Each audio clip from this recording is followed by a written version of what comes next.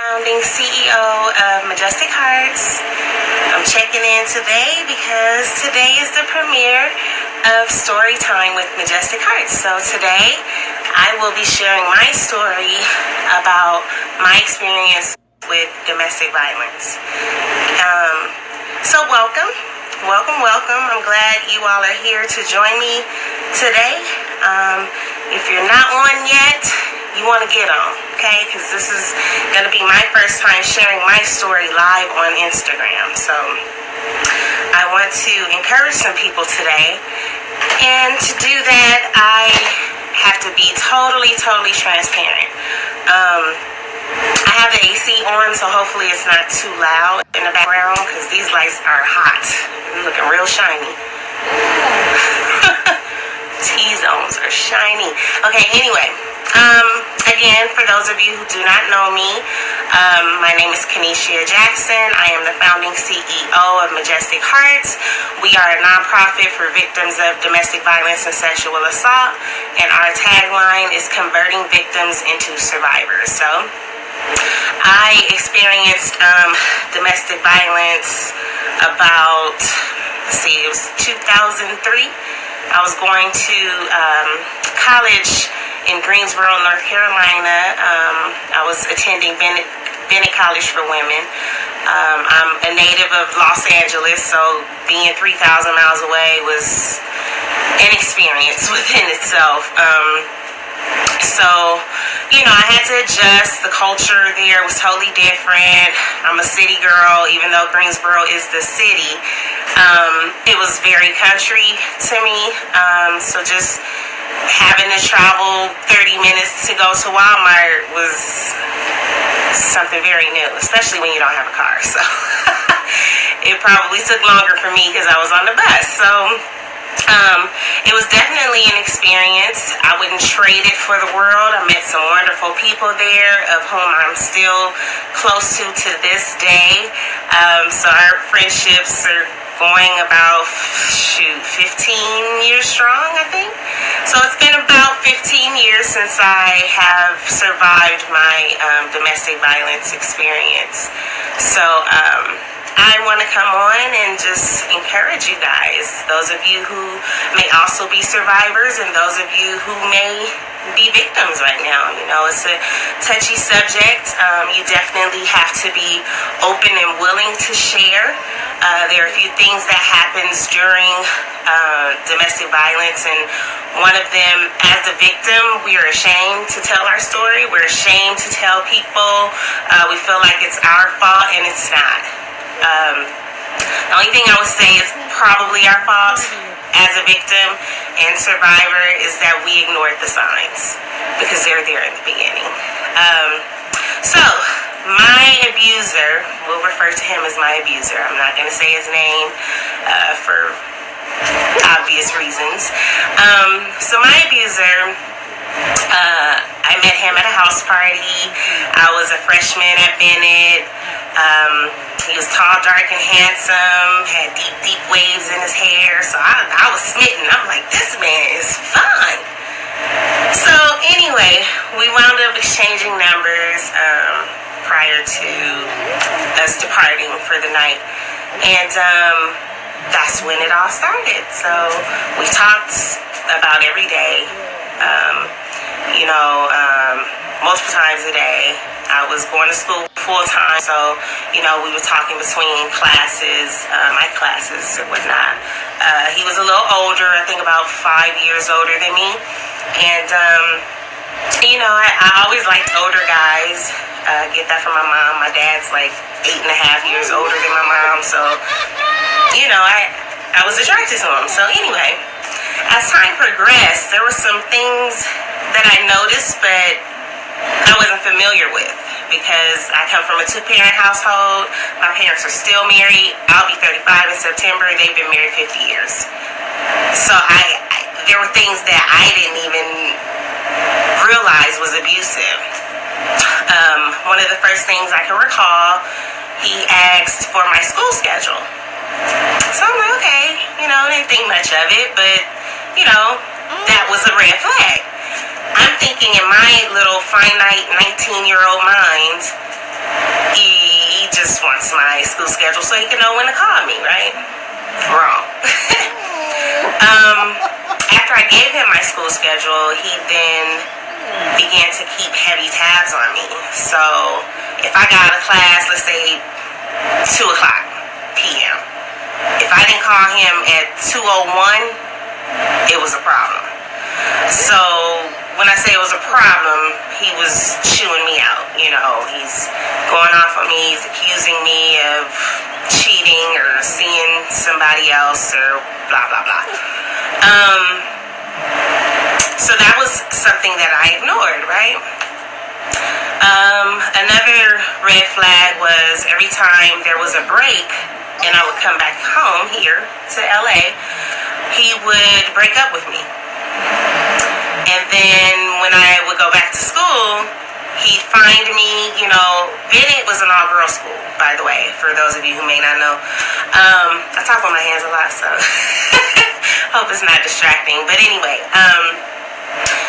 it's an all-girls school, so he had some female friends or acquaintances that he communicated with. So he would have them find me, you know, and then they'll approach me like, hey,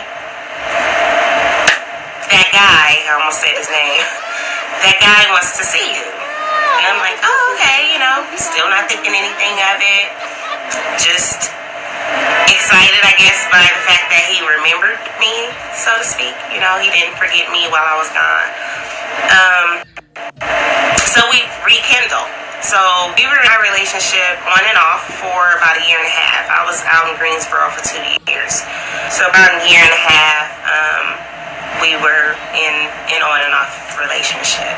I was abused physically at the end. The last 3 months, I'll say like the last 90 days of our relationship, I was abused every single day. No exaggeration. Leading up to that, the other forms of abuse did exist. So there was verbal, emotional, psychological,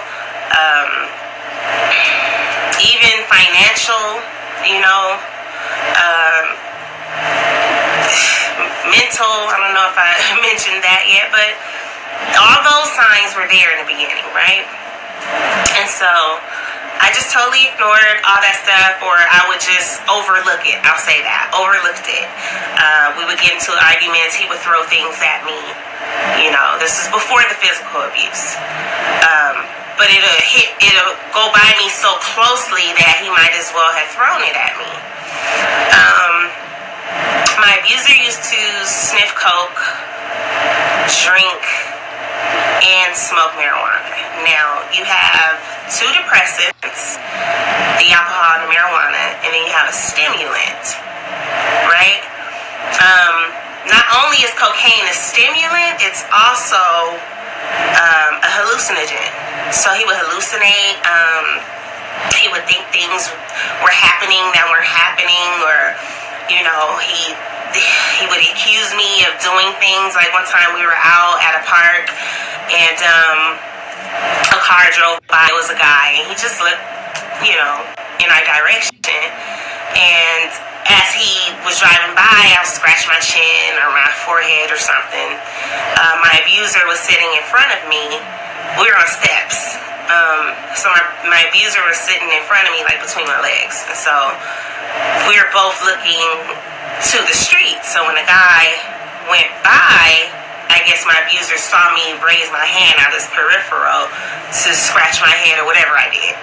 And he swore up and down. I waved at that dude and just accused me of all sorts of things. I knew him. I was cheating on him with that guy. And I'm like, what? But he was high. So, you know, again, cocaine is a hallucinogen, so he would hallucinate a lot and see things that weren't there. I am so shiny.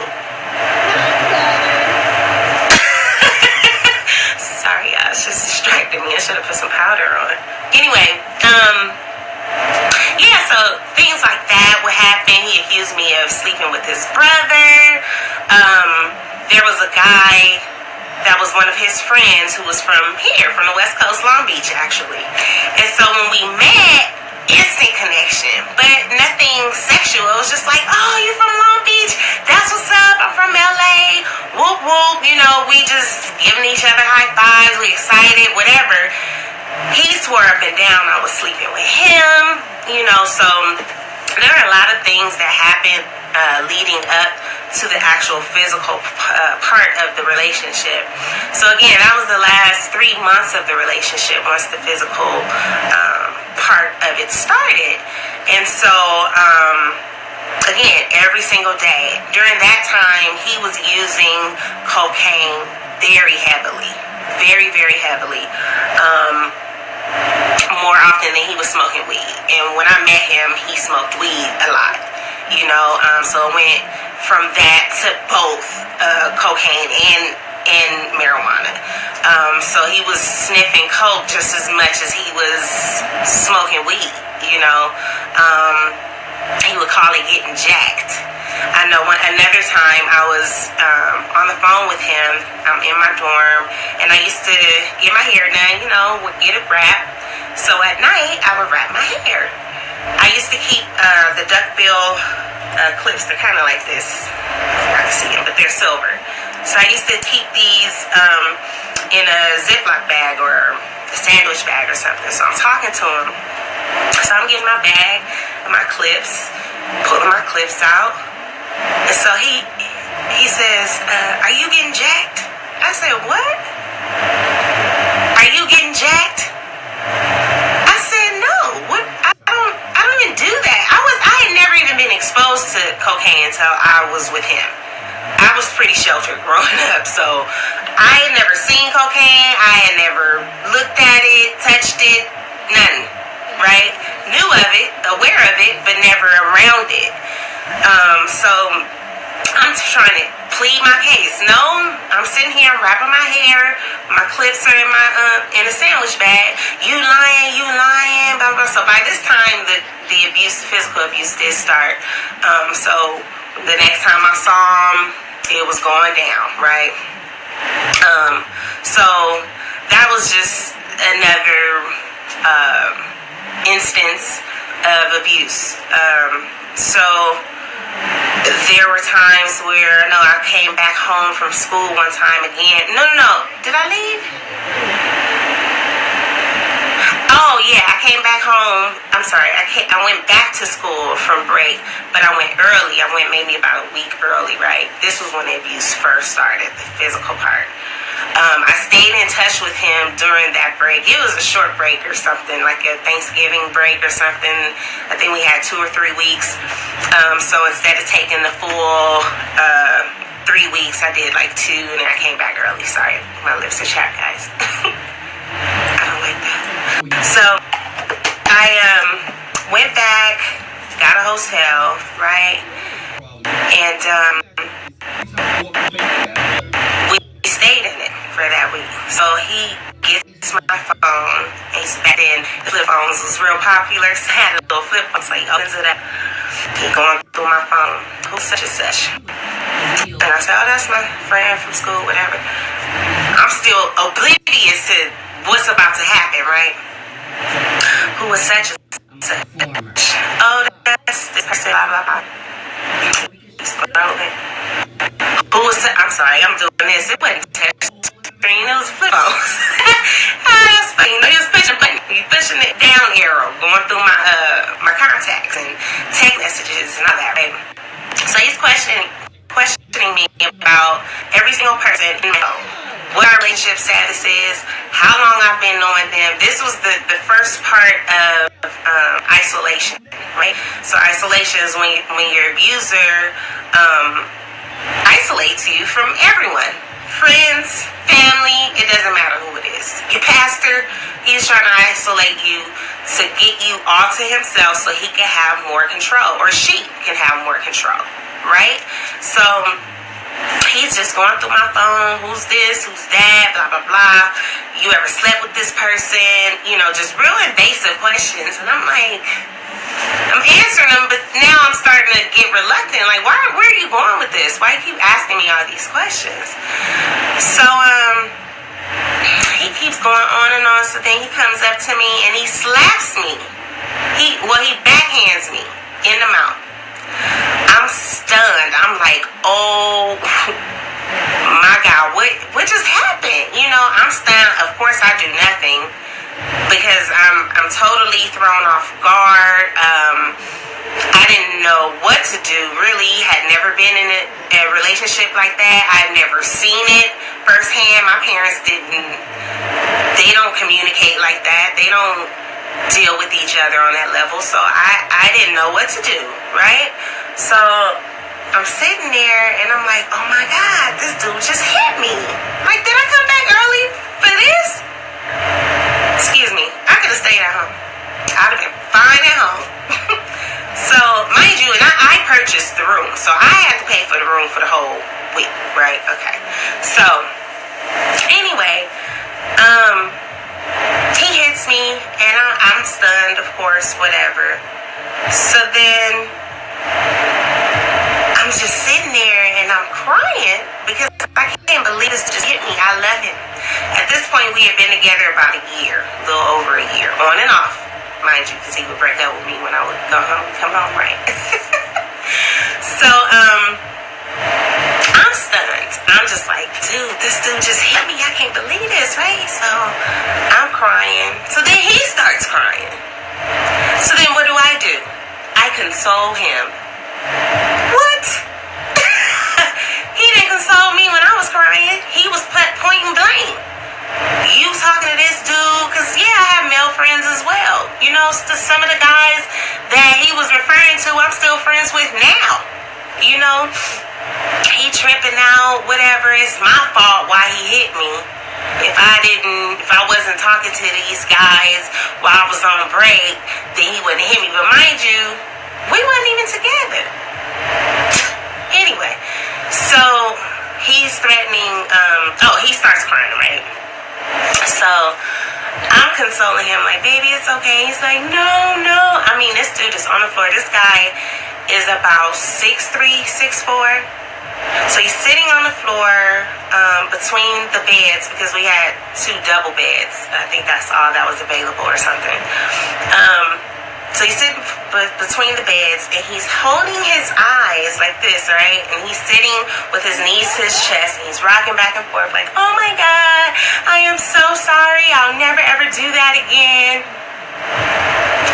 And I fell for it. But you know, it's all inexperience, right?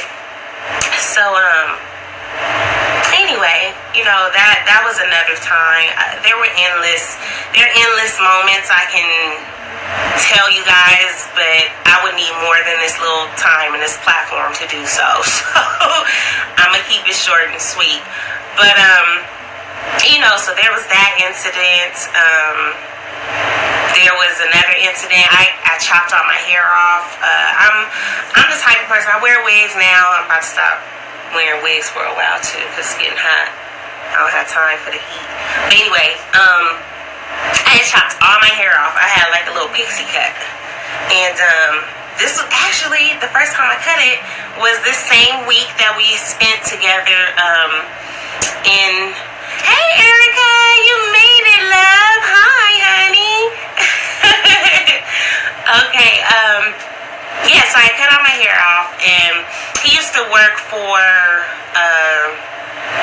it's like the equivalent to Caltrans here, which is, they do like work on the freeway, stuff like that. So I used to work, I think he was doing like landscaping or something for this company out there, and, yeah, so I'm walking to the mall, which was right down the street from where we were staying, and so he saw me, right? He saw me. This was probably like the next day or the day after the day he first hit me. I don't know. So he saw me walking, and he's in the car, or the little truck, the worker truck. He's in the passenger seat, and he's looking out the window, but the window is rolled up. But I can see him, so we made eye contact. When I tell y'all, when he came back, not only was I in trouble for cutting my hair, but the fact that I didn't stay in the room, oh, it was going down. So Mind you, he had already apologized for hitting me the first time. He swore up and down he'll never do it again. That was a lie. So it had to have been the next day. Because like I said, the physical abuse was every single day for about 3 months. And it just makes sense chronologically that it was chronologically, I'm sorry, that it was the next day. So yeah, it went down. Now one thing about this dude, I guess he liked my face. I never had black eyes. I had a busted lip once. But he wouldn't punch me in the face. He wouldn't do that. But I had bruises on my arm. I wish I still had those photos. I threw them away. I had bruises real bad on my arms, on both arms, and on my thighs. Real bad, you know. Just from him constantly just punching me in the arms or the legs. And like I said, he'll backhand me in the mouth, but he wouldn't punch me. I've been choked out before. Now, let me tell you how brainwashed I was. I would allow this dude to hurt me, and I never fought back. Why? Because I didn't want to hurt him. What kind of mess? How many people would do that? I mean, unless you're in an abusive relationship, you know. I didn't want to hurt him, but I allowed this dude to inflict pain on me. That doesn't even make sense. I was just so afraid of this dude. Whatever he said, I did, for the most part. He asked me to get $200 from somebody and asked me to pay the dude back. So I got the money from the dude for my abuser, but I never paid that man back. That wasn't my debt. I mean, he should have paid it back. But the dude who loaned it to me, I told him it was for me. And he asked me, is it for you or is it for your abuser? I said, no, it's for me. So he's under the impression that I need this money, you know. And then the ridiculousness I had to deal with from that guy, he was an older dude. So the first thing he want to do is say, oh, okay, well, you don't have to pay it back if you let me fuck. Like, huh? I'm not comfortable with that. I don't operate like that, no. So, I mean, to this day, I owe this man this money. But I did tell him later that, you know, it was for my abuser. But, yeah, exactly. We got brainwashed. Yeah, hon, it's bad. They play on that. They play on brainwashing, just so they can keep that control. You know, it's called gaslighting. They turn it around on you, the victim, and make it seem like it's your fault why they're abusing you. That don't even make sense, you know. But they wait till you get real vulnerable and weak and play on that so that they can, you know, do what they want to do, whatever that may be. Yeah, so that's something else I had to deal with. Again, being in college is an all-girls school, so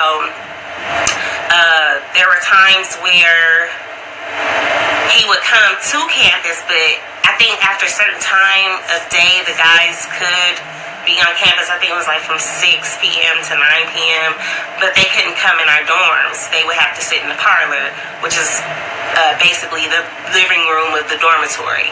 So, yeah, but he wouldn't come on campus. I think he came on campus one time. But anyway, I had met him outside the gates. It's dark. And on the back side of the school, there's, it is in a residential area. Most HBCUs are. It's in a residential area. There are main streets, but there are a lot of houses and homes and stuff like that around. So we're walking. There's a bridge. The bridge was railroad tracks. There's a bridge, so we're standing under the bridge. Mind you, it's dark. It's pitch black. It gets dark as hell in the country, okay? So it's pitch black, but you can see, I mean, there's street lights, but they're kind of sparse, so they're spaced out a little bit. And where we were, he had me in the dark on purpose. he just hitting me. I don't remember what the argument was, but he's hitting me, yelling at me, all this stuff. There are cars going by. I know they see this. Mind you, it's nighttime. You have to have your headlights on. You know, nobody stopped. Nobody stopped and helped at all. It's just so terrifying how people are so caught up in, oh, that ain't my business, I'm gonna leave it alone. I mean, even if you don't want to stop, can you call the police though? I mean, can you be a good Samaritan a little bit? I don't know. I can't expect everybody to think and respond to things like me. But at least I would call the police. I need some water, guys. Give me 1 second.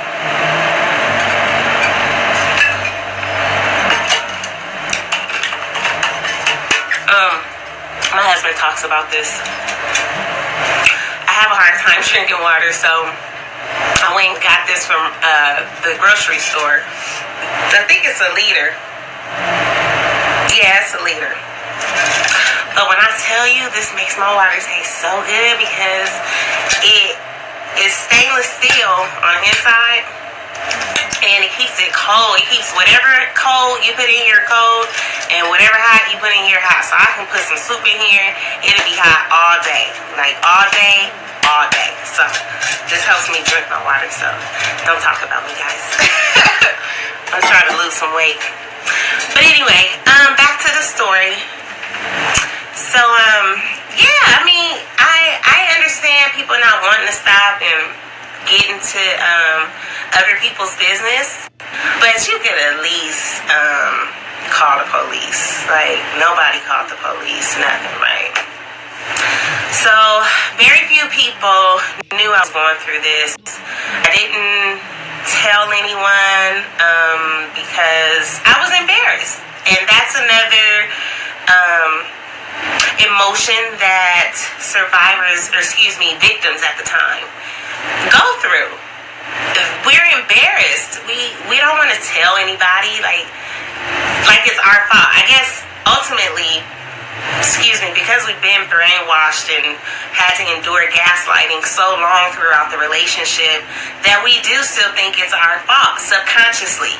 Maybe not consciously, but subconsciously we probably still feel like it's our fault. So I was very, very embarrassed. I remember one time I was on campus. I was part of the modeling club on campus, and there were several of us girls a part of the modeling club. We would compete with the modeling club at North Carolina A&T, and have shows and stuff like that. And I just really learned. It was I guess a way for me to feel good about myself because of what I was going through. I did not feel good about myself at all. My self-esteem was worn all the way down, and I've always been confident, always. So it wore me down. It played real heavy on me physically. I lost so much weight when I got to Bennett. I was probably about 140, 145, or size 9. I had gotten all the way down to a size 3. I'm a post. I'll probably put it in my stories because I do have that picture still. I was 19 years old. I was so frail. Mind you, I've got this little short haircut. I look like a 12-year-old boy. I'm going to put that picture in my story so y'all can see it. I look like a 12-year-old boy. I look like a child going through adolescence. It was terrible. So when I came back home one time, a lot of my family and friends were very concerned. Matter of fact, Shelly, I miss her. I need her to come back. Anyway, she's on hiatus right now. So I've been knowing Shelly for a very, very, very, very long time. And so when she saw me, my family, other friends, they were like, Kanisha, are you okay? I look like I was on drugs. Seriously. I had gotten so skinny. Like, you see me now, I done put on some weight in my old age. I'm a little voluptuous now, but I was frail. Like the size 3 was almost too big. And I've never been that small, even when I was running track. I've never ever been that small. Those of you who know me know I got a little junk back here in my trunk. That was even gone. Like, I was flat here and flat here. It was horrible. So that just weighed real heavy on me. But anyway, back to when I was in the modeling club, I would wear, of course, I had bruises, and they were big bruises. Like, he would reactivate the old bruises because he hit me in the same spot. And so the bruises were big, probably, let's see, maybe like that. Yeah, that's a nice space. It was a lot. And so I would wear shirts that would, of course, cover it. Not necessarily long sleeve shirts, but shirts where the sleeves would cover the area, because again, he only hit me in areas that weren't visible to people, you know, not really. I mean, if I wore a short sleeve shirt, like a sleeveless or something, of course you can see the bruises, but you know, they weren't easy to see. But this one particular night, I'm at modeling practice, and one of the girls said, "Kanisha, what's wrong with your arm?" And she reached to lift my shirt, and I said, "Nothing." And I'm trying to cover it, but the bruise was showing from the bottom of the sleeve. So she was a good friend, you know. Erica, that was you. I don't know if you remember that, Erica. Erica Brown, that's her name. Anyway, yeah, so I think that was probably one of, I didn't immediately tell her, but I think she was one of the first people who found out about the abuse that I was going through. So, you know, it was real heavy. Again, it weighed really heavy on my life. But my last straw for me, this dude pulled a gun out on me. Now, he was asking me to come over. This was a Saturday night, and I kept saying, no, I'm going to church tomorrow. I'm going to church. He sweet talks me, you know, baby, I miss you, whatever, I want to see you. So I'm like, okay. So I don't know if he came and got me. Now, this guy didn't have a car either. I didn't have a car because I was a freshman. I couldn't have a car. My car was here in LA.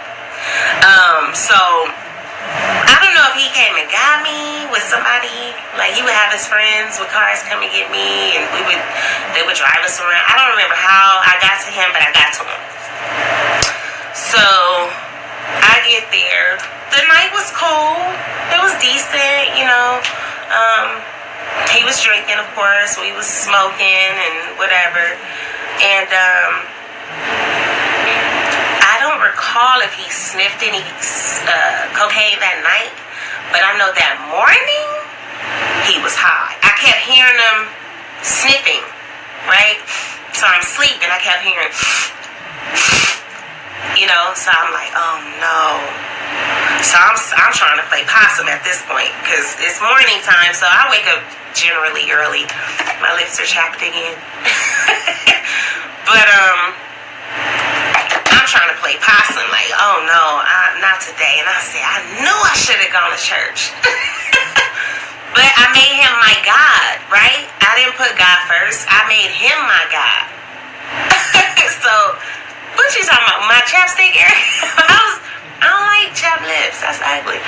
So anyway, so I'm like, dang, I knew I should have gone to church. Like, it's about to start. I'm already knowing.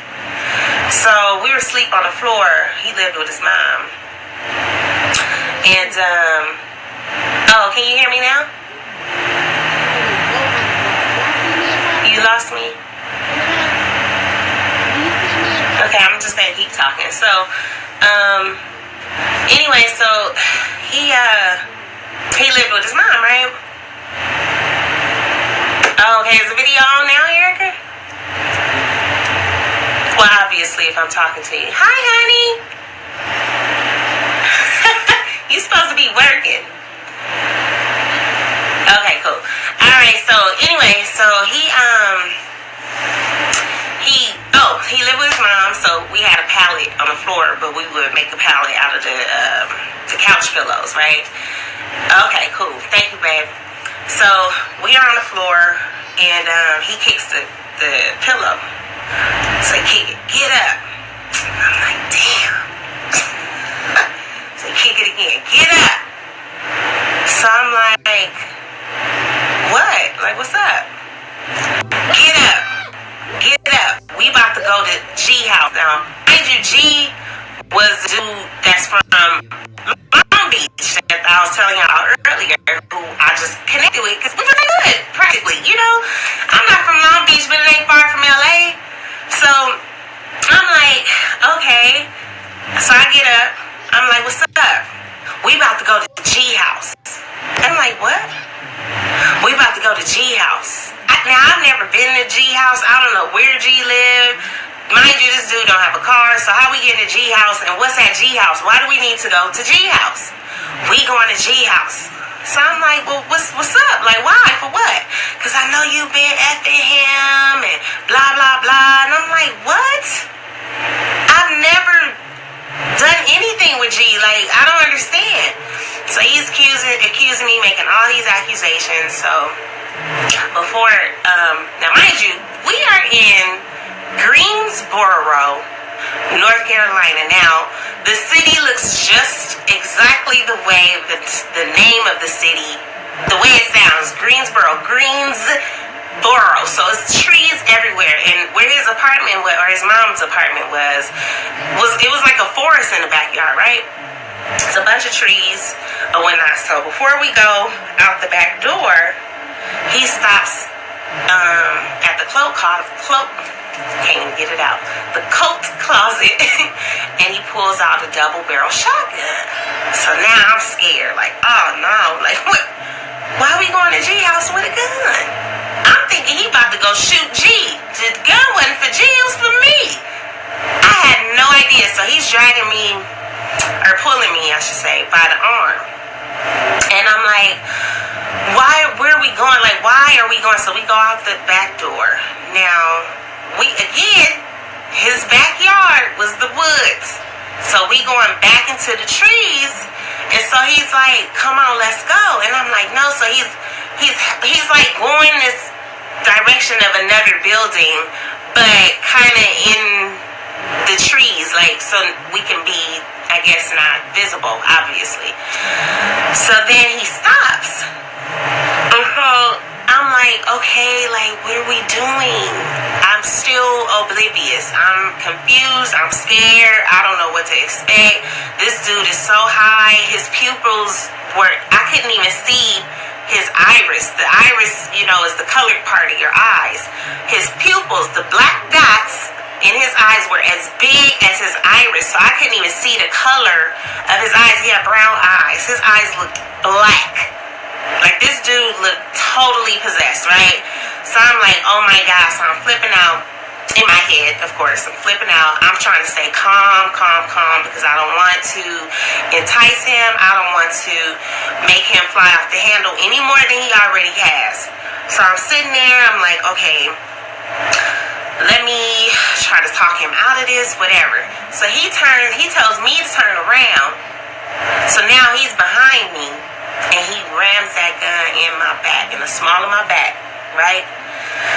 I'm freaking out in my head. Again, I don't want to provoke this dude in no way. So I'm super scared. My heart is beating. I'm like, I just knew he was about to kill me. And so I just looked up and I said a silent prayer. And I said, Lord, forgive me for all my sins, because here I come. I just knew I was about to die. It was like as soon as I said that prayer, he put the gun down, right? He goes in the house. So I'm like, so now I'm stunned. Like, I don't know what to think. I don't know if he's going to get another weapon. I don't know what he's going to do. I have no idea. So I stop. I turn around. And I'm like, okay, now what do I do? Oh, don't cry, honey. It's okay. I'm here. I'm telling my story. So, I'm like, what do I do? Mind you, I spent the night before, so all my stuff in there. All I had left was my shoes on my feet. My purse, my keys, everything was in the house. My coat, everything, right? So I'm like, oh my God, what am I gonna do? I don't want to go back in the house because I don't know what to expect. I don't know if he's waiting for me with the gun or I don't know if his intentions were to even shoot me or if he was trying to scare me. I don't know. Whatever he was doing, if he was trying to scare me, he achieved that because I was petrified. So, I go back in. But let me tell you about the favor of God and the grace over my life. His mom was never fond of me. But I don't know why. I couldn't even tell you. I was always respectful to her. I don't know. I go back in the house. I don't know if his mom saw what happened because they lived in it was like a 2-story apartment, maybe like a townhome or something like that. So it was 2 stories, so all the rooms were upstairs. I don't know if she saw what happened, but she came down them stairs not too long after I came back in, and she said, "You want me to take you back to school?" I said, "Please." Now, mind you, this woman did not like me at all. Like, no matter how respectful I was to her, she was cordial, but I could tell in her tone and stuff she didn't like me. But it was like she felt the level of sympathy for me, and I jumped in her car. She took me back to campus, and that was it.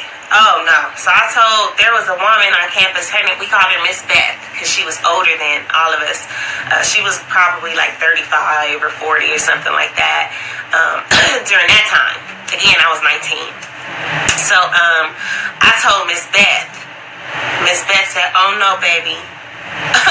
Tomorrow we are going to get a restraining order." She said, "I'm going with you. I'm going with you. We're going to get a restraining order." And that was it. And I thank God so much for Miss Beth and just the support I had down there. Even though I was 3,000 miles away from home, I still had a bunch of support. So yeah, that's my story summed up. So my experience with domestic violence is why I've started Majestic Hearts. And again, our tagline is to convert victims into survivors. And that's what I intend to do. I intend to do that. Even if that means me putting it, all on the table, laying it out, I'm going to do that because I always say my story is not my own. I didn't go through this and survive it for me. I went through that and survived it for y'all, for all the people who have survived, who are trying to survive, who are experiencing abuse in any way. There are different forms of abuse. The newest one that I just learned about is technological abuse. And that's when your partner is tracking your every move. So they have GPS devices on your phone. They are tapping your phone, listening to your conversations, all that stuff that has to do with technology. They're invading your privacy when it comes to your technology, your devices, your phones, your computers, your tablets, whatever it is. That's technological abuse. It's abuse, guys. Like, I need y'all to know that. There's verbal abuse, name calling, all that. There's mental, psychological abuse. Those are mind games. That's abuse, guys. I need y'all to know that. You have physical abuse, emotional abuse. There's so many different types of abuse. And a lot of times people don't leave because they don't realize they're being abused. They don't know. So that's my job as the founding CEO of Majestic Hearts, is to let you guys know what's abuse so you can know. I'm here to educate. I have to educate you guys. That's my duty. That's why God put me in that situation with my abuser, so I can sit here and talk about it, and I'm fine. I mean, every now and then I do get emotional. I'm surprised I'm not crying now. I'm glad I'm not. I do get emotional because it is emotional. That's a part of me. But I thank God for that experience. My husband's on right now listening. Because if I hadn't gone through that, I wouldn't have met him. And He has been so patient with me in my healing, And me talking about it is how I heal. It's how I heal. Me telling you guys my story, that's how I heal. It's very therapeutic. I personally never went to therapy for my experience. But me talking to people, encouraging people, uplifting people, girl, you got this, you can do this, whatever it is. I have an encouraging type of personality anyway. But it's my therapy. That's how I heal. Telling my story. That's how I heal. I used to write for the school newspaper when I came back home. Because after all that, I found my restraining order, finished that semester, and I tailed it back to LA. Because I didn't know what was going to happen. I had PTSD. I was paranoid. Even after I came back home, I was still paranoid. I didn't know if he was going to come here and try to get me or what. But I wrote about my story in the school newspaper when I transferred back home. And so many people came up to me like, oh my God, your story touched me. I'm going through the same thing, blah, blah, blah. Or your story helped me to find strength to get out. That's what I need. I need to help people. My purpose is to help people to get out of those situations. So if it wasn't for me going through what I went through with my abuser, I probably wouldn't be with my husband today, because he's the total opposite of what I was attracted to at that time. I used to like the roughnecks and the thugs and the dudes that used to be in and out of prison. That's what I was attracted to. And my husband is total opposite of that. He works hard every single day. He provides for us every single day. Whatever I need, I can act like I need something, and he's there. So he's very supportive in my dreams and my aspirations and all that. I wouldn't have respected him back then. I would have been like, oh, you too much of a nice guy. You're not my type, And I would have passed a blessing. That blessing, your blessings don't go away. It just goes to someone else. So he's my blessing, and somebody else would have gotten him, because I would have been, oh no. And ironically, we grew up in the same neighborhood. My parents have been living in their house for, I was 4, so 31 years. And his grandmother lived 2 blocks from us. And his mom moved next door to his grandmother, 2 blocks from us. I never met that man till after all this happened. So you see how God works, you just gotta be faithful. You gotta be faithful and just know when God is blessing you. So I'm about to wrap this up because it's almost 4 o'clock, and I know that I think you only get 60 minutes on your live on IG. But there are a few things that I did want to address. So let's see. I had some little talking points here, and I did not. I totally overlooked them. But anyway, I'm just going to say thank you for joining Storytime with Majestic Hearts and listening to my story that I shared with you guys today. So tune in next week. We will be doing this every Tuesday at 3 p.m. Pacific time. So if you're on the East Coast, that'll be 6 p.m. Pacific time. I'm sorry. 6 p.m. Eastern time, and I think Midwest or Central time is an hour or 2 hours ahead of West Coast time. I'm not quite sure on that, but if you're unsure, ask Google. I'll just say that. So thank you for tuning in. Next week's guest is Aziza Kabibi. This woman right here, her story is so amazing. I hope you guys can tune in next Tuesday at 3 p.m. to join our live together. I'm so excited to meet her virtually. Hopefully one day we can meet in person. She's over in Jersey. She over there with you, Erica. So she's awesome. Look her up. Aziza Kabibi. That's Aziza Kibibi. Aziza Kabibi. I think her name means precious little lady or something like that. It's really cute. But she's extremely down to earth. I mean, her story would probably break the strongest person. I feel like if it were me, I don't know if I could tell her story. But that's why it's not my story. I don't think I would be able to tell it. Talk about being ashamed.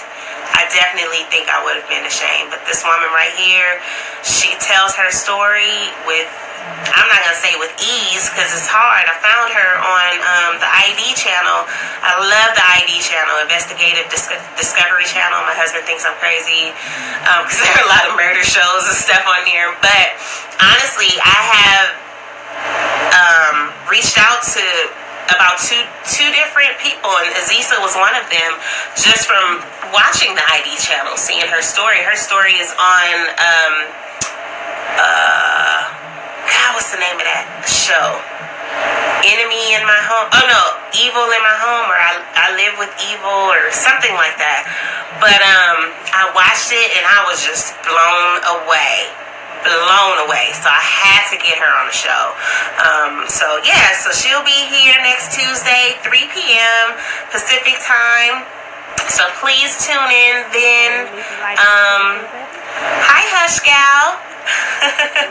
Watch the replay. This was a good one. Story time with Majestic Hearts. So I was sharing my story about domestic violence. So tune in. About to sign out, but I appreciate you guys for stopping by. I love you guys for stopping by. Make sure you check us out next week, okay? I'm keep saying that because I want y'all to remember we're going to do this every Tuesday at 3 p.m. Story time with Majestic Hearts. And I will be interviewing a different guest every week. So we're booked up for July and August. So we are booking for September right now. We are looking for other victims and survivors to share their stories about domestic violence and sexual assault. So if you'd like to share your story on the live, you can definitely send us a DM. Check us out at www.majestic-hearts.org. You can submit your story there as well. You can email us at info@majestic-hearts.org. Submit your story there. If you're shy and don't want to be on camera to share your story, you can definitely submit it in written form. I will be putting together a blog for those victims and survivors to submit to. So don't worry, there is a platform for you. But yeah, so that concludes today's story time with Majestic Hearts with me, Kenesha Jackson, the founding CEO of Majestic Hearts. Thank you guys so much for stopping by, and I will see you all later. Mwah. Love you.